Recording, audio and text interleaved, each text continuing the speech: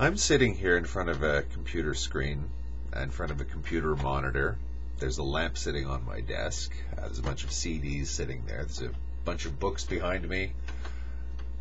Curtain, shelves, a number of things. For all intents and purposes, these are separate things in and of themselves. My webcam is not my books over there. My books are not the curtains. The curtains are not the CDs. In order to function in the world, I have to assume that that is the case, that a book is a book, and it's not a slide rule or a dish of filet mignon. These are completely different things. But are they really that different? Are they really that separate from each other? A book is just a bunch of paper and various other fibers bound together. Those fibers come from trees. Those trees grow through the process of photosynthesis. Photosynthesis is turning matter into energy. Matter is what ultimately is behind all of these things. Everything from my webcam to these books to a dish of filet mignon is ultimately the interplay of matter and energy. That's all that they are. They are all essentially the same thing. But I have decided to put labels on these things. We've all decided to put labels on these things in order to facilitate, in order to cope with the outside world. But that doesn't mean that these labels are real. It doesn't mean that just because I call something a book, it doesn't mean that it is absolutely a book in any real sense. It gets its bookness from me. What it really is just the same as everything else. It's matter and energy interacting. And that goes for the moon up in the sky. That goes for the Andromeda galaxy. Everything is ultimately the interplay of matter and energy. So really, do any of these things in this seeming multiplicity exist in and of themselves? No, of course they don't.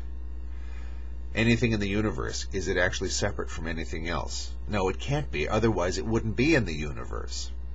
Because the universe is a unity. That's just the way that the universe is. Is anything outside of it? No.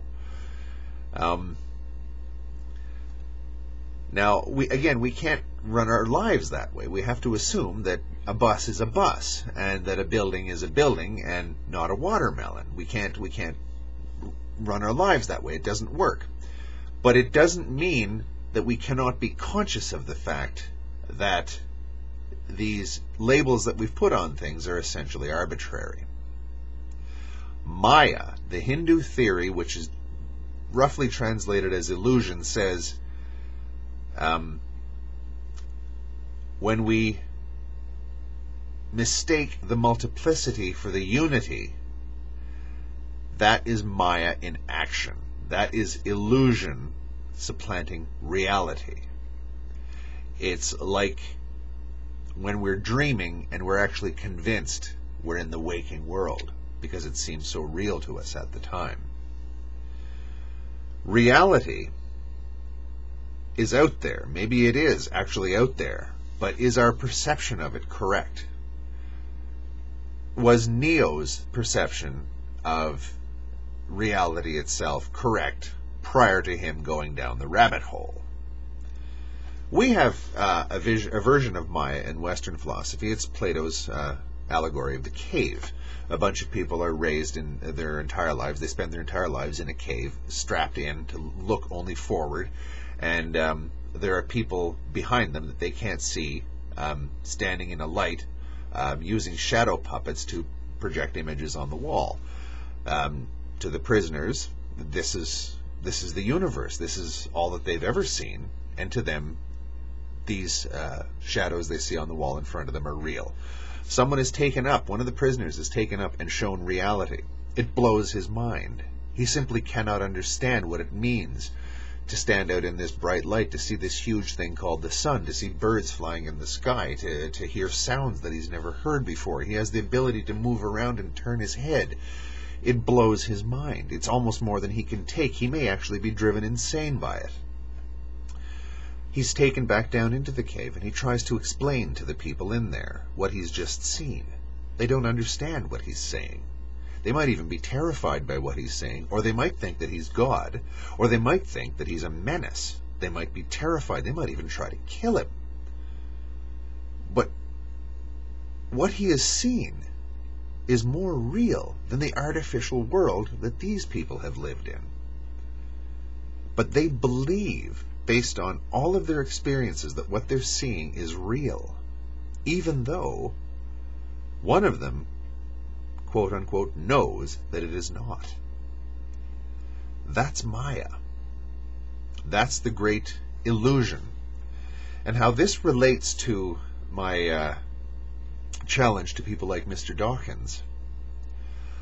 Are you really seeing faith and religion for what it really is, Mr. Dawkins, when you go at it that way? Are you really seeing what it means to the people who follow it? Or are they simply stupid, deluded people who refuse to see reality? Maybe they see things that you don't see. Maybe their reality is very real to them.